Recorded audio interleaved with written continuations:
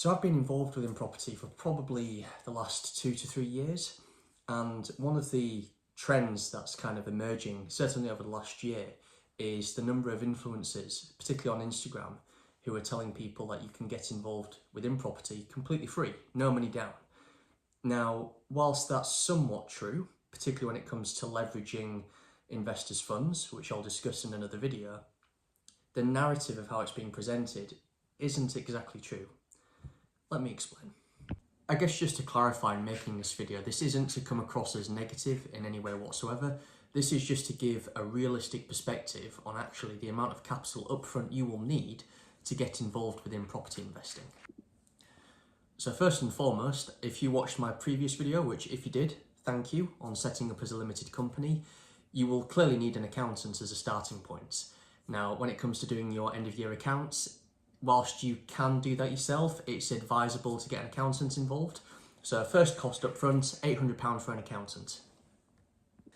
The other cost involved is paying £300 to HMRC. Now, this is probably more relevant when you're doing deal packaging or sourcing, but again, that's another cost to take into account. Next up, we have professional indemnity. Now, this typically costs around £200. Next up, we have ICO, that's around £40 a year. Now, the reason for having this in place is related to GDPR. So if you think about developing a portfolio, when it comes to developing a property business, you will need to take investors' details, you will need to take client details for the people that you work with. And so because of that, you will need to be protected under the GDPR Act. Okay, so next up we have public liability / employees liability. They can be merged together.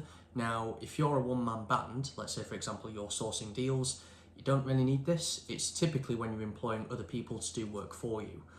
Typically these cost around £200 to £250. The final consideration to take into account is property redress scheme. So this is probably more relevant to those of you who are looking to do deal packaging, but that roughly costs around £235 for the year.